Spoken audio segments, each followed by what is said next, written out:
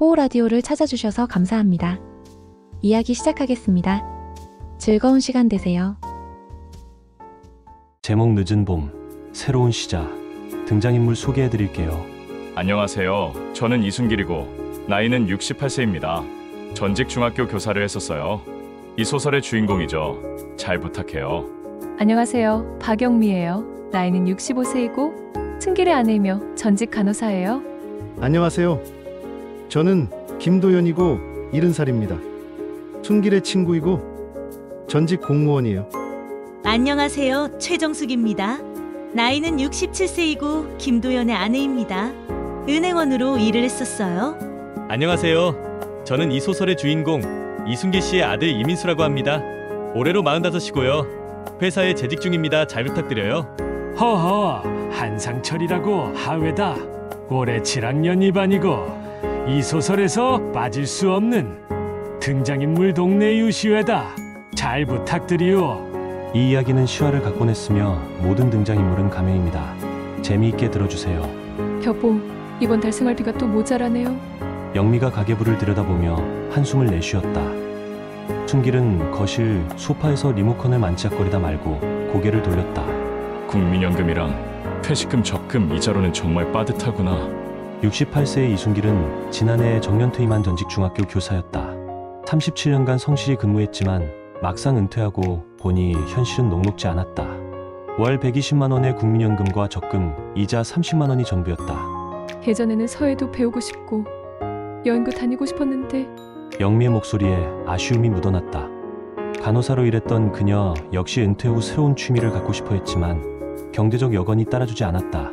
100세 시대라고들 하는데 앞으로 30년을 더 살아야 한다면 막막하구나.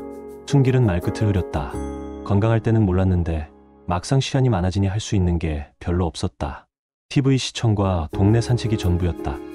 현관 초인종이 울렸다. 절친한 친구 김도연이었다. 춘길아, 나 좀 봐야겠다. 도연의 표정이 심각했다. 70세인 그는 공무원으로 퇴직했지만 춘길보다 사정이 나았다. 그런 그가 이렇게 급히 찾아온 것이 의외였다. 정숙이가 요즘 우울해하고 있어. 집에만 있으니까 점점 기운이 없어져. 도연의 아내 정숙은 은행원 출신으로 똑똑하고 활발했던 여성이었다. 하지만 은퇴 후 갑자기 활동 반경이 줄어들면서 무기력해졌다고 했다. 우리도 비슷해.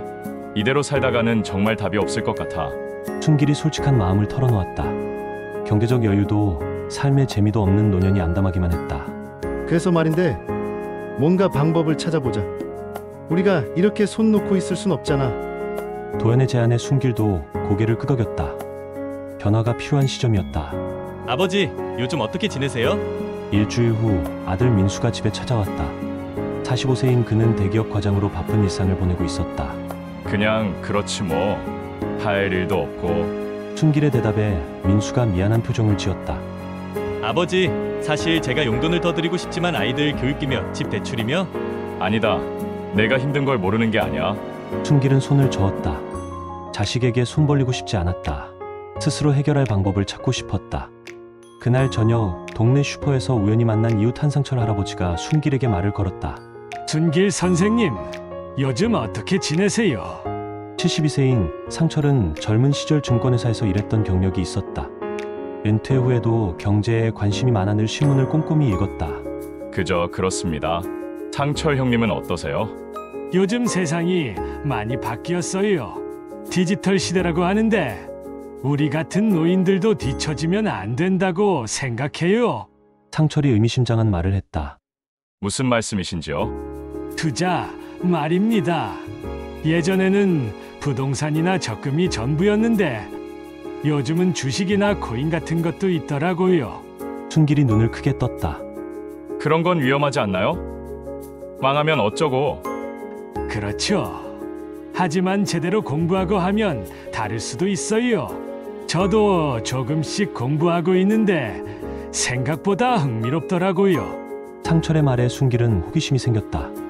집에 돌아와서 영미와 도연 부부에게 이 이야기를 했다. 투자라. 우리가 그런 걸 할 수 있을까? 정숙이 의구심을 표했다. 하지만 그녀의 눈빛에는 관심이 보였다. 은행원 출신답게 경제에 대한 감각이 있었다. 한번 알아보자. 어차피 지금처럼 살면 답이 없잖아. 도연이 적극적으로 나섰다. 그런데 뭘 어떻게 공부해야 할까? 영미가 물었다. 춘길도 막막했다. 인터넷도 서툴고 경제 용어도 어려웠다. 상철 형님께 여쭤보자. 그분이 도와주실 거야. 춘길이 제안했다. 처음으로 희망의 불씨가 타오르기 시작했다. 여러분, 투자라는 건 도박이 아닙니다. 철저한 공부와 분석이 필요해요. 상철이 숨길래 거실에서 4명에게 설명하고 있었다. 테이블 위에는 경제신문과 투자 입문서들이 놓여 있었다. 첫 번째 원칙, 절대 남의 말만 듣고 투자하면 안 됩니다. 상철의 말에 모두가 고개를 끄덕였다. 두 번째, 잃어도 괜찮은 돈으로만 시작하세요. 생활비는 절대 건드리면 안 됩니다. 춘길이 질문했다. 그러면 우리가 얼마나 투자할 수 있을까요? 각자 적금 중에서 100만 원 정도씩만 시작해 봅시다. 정숙이 신중하게 말했다. 역시 은행원 출신답게 보수적이었다. 한 달 동안 4명은 매일 만나서 공부했다. 경제 뉴스를 보고 기업 분석을 하고 투자 용어를 익혔다. 처음에는 어려웠지만 점점 재미를 느끼기 시작했다. 여보, 삼성전자가 반도체 호황으로 실적이 좋아진다고 하네요.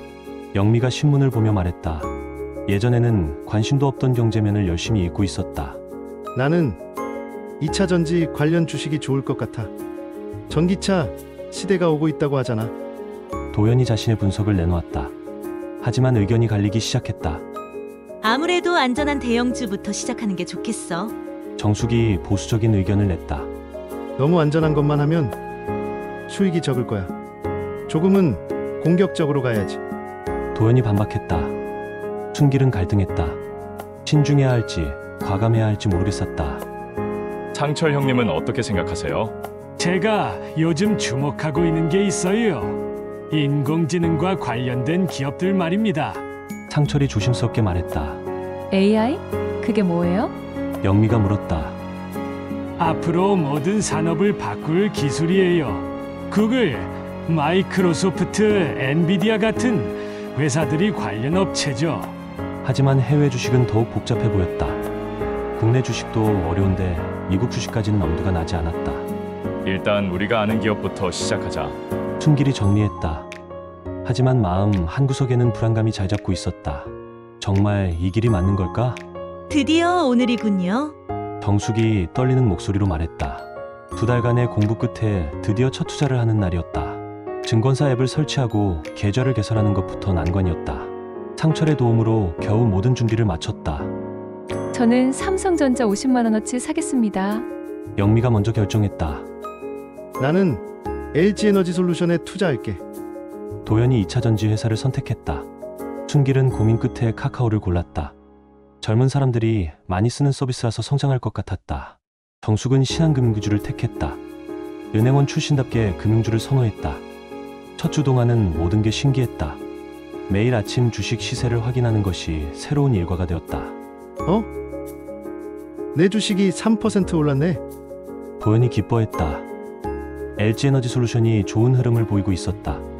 하지만 행복은 오래가지 못했다. 여보, 큰일 났어요. 영미의 다급한 목소리에 순길이 깜짝 놀랐다. 삼성전자가 갑자기 떨어지고 있어요. 반도체 업 황부진 소식에 삼성전자 주가가 하루 만에 5% 급락했다. 50만 원이 47만 5천 원이 되었다. 순길의 카카오도 마찬가지였다. 빅테크 규제 이슈로 3일 연속 하락했다. 이럴 줄 알았어. 주식은 역시 위험해. 영미가 후회하기 시작했다. 큰 충격은 일주일 후였다. 도연이 창백한 얼굴로 나타났다. 정숙이가 병원에 입원했어. 뭐라고요? 정숙이 스트레스성 위험으로 쓰러진 것이다. 주식이 떨어지는 것을 보며 밤잠을 설쳤던 것이 원인이었다. 내가 투자하자고 했는데 도연이 자책했다. 병원에서 만난 정숙의 얼굴은 수척했다. 미안해요. 제가 너무 예민하게 반응한 것 같아요. 아니에요. 우리가 무리했나 봐요. 춘길도 혼란스러웠다. 투자로 스트레스를 받아 건강을 해치면 무슨 소용인가. 일단 다 팔까요? 영미가 제안했다. 아니에요. 조금만 더 기다려봐요. 상철이 만류했다. 하지만 정숙이가 이렇게 된 마당에 갈등이 깊어졌다. 투자를 계속할 것인가, 포기할 것인가. 4명의 우정에도 금이 가기 시작했다. 정수기 상태는 어때? 상철이 병문안을 온순길에게 물었다. 정숙은 일주일째 입원 중이었다. 많이 좋아졌어요. 내일 퇴원한다고 해요. 다행이군요. 하지만 분위기는 여전히 무거웠다. 4명 모두 투자에 대한 확신을 잃어가고 있었다. 상철 형님, 솔직히 말해주세요. 우리가 너무 무모했나요? 순길이 진솔하게 물었다. 아니에요. 다만 접근 방법이 잘못됐죠. 상철이 천천히 말했다. 무슨 뜻이에요? 단기간에 결과를 보려고 했던 게 문제예요. 투자는 마라톤이지 단거리 달리기가 아니거든요. 상철은 자신의 경험을 들려주었다. 젊은 시절 증권회사에서 일할 때도 수많은 사람들이 단기 수익에 연연해서 실패하는 것을 봤다고 했다. 그러면 어떻게 해야 할까요? 장기 투자, 관점으로 접근해야 해요. 그리고 분산 투자도 중요하고요. 다음 날 정숙이 퇴원했다. 얼굴색은 많이 좋아졌지만 여전히 조심스러워했다. 미안해요, 여러분. 제가 너무 예민하게 반응해서. 아니에요. 우리도 처음이라 서툴렀어요. 영미가 위로했다. 다시 시작해볼까요? 이번에는 제대로 된 방법으로요. 순길의 제안에 모두가 조심스럽게 고개를 끄덕였다.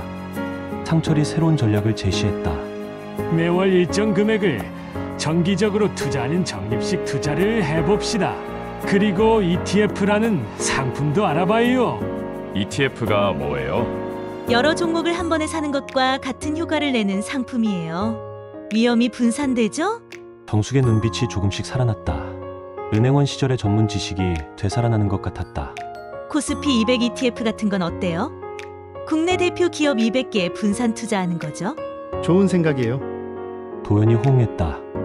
그리고 미국 S&P 500 ETF도 조금씩 넣어보면 어떨까요? 상철이 추가로 제안했다. 해외 투자는 아직 어려울 것 같은데. 영미가 걱정했다. 천천히 배워가면 돼요. 무리하지 말고요.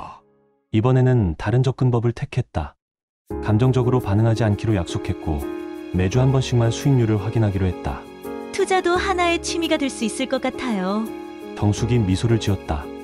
경제 공부 자체가 재미있다는 것을 깨달았다. 여러분, 좋은 소식이 있어요. 한 달 후 상철이 들뜬 목소리로 말했다. 4명은 상철의 집에 모여 있었다. ETF 투자가 생각보다 안정적이네요. 정숙이 노트북을 보며 말했다.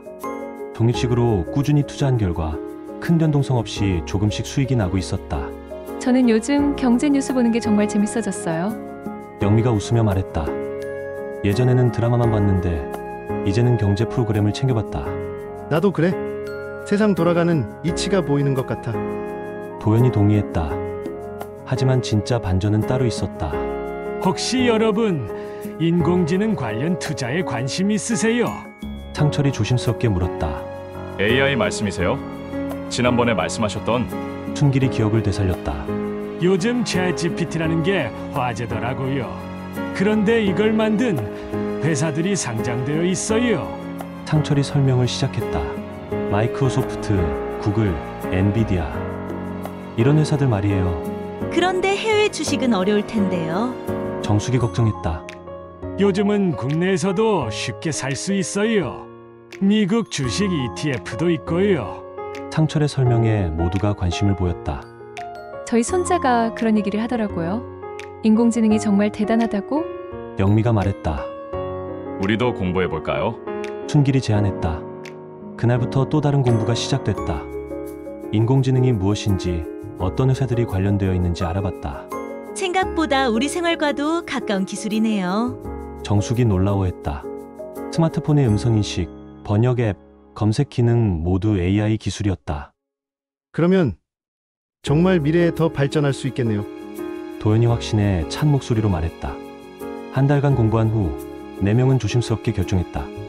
기존 ETF 투자는 그대로 유지하고 여유 자금으로 AI 관련 ETF를 조금씩 사보자. 순길의 제안에 모두가 동의했다. KUDX 미국 나스닥 100 ETF 어때요? 정숙이 자료를 찾아 제시했다. 좋네요. 애플, 마이크로소프트, 구글 같은 기술주들이 포함되어 있으니까. 상철이 분석했다. 이번에는 달랐다. 급하지 않게, 감정적이지 않게 접근했다. 무엇보다 투자, 과정 자체가 즐거웠다. 새로운 지식을 배우고 세상의 변화를 이해하는 것이 마치 취미 활동 같았다. 우리가 정말 달라졌네요. 영미가 감회에 젖어 말했다. 몇 달 전만 해도 집에서 TV만 보던 자신들이 이렇게 적극적으로 무언가를 배우고 있다니 신기했다.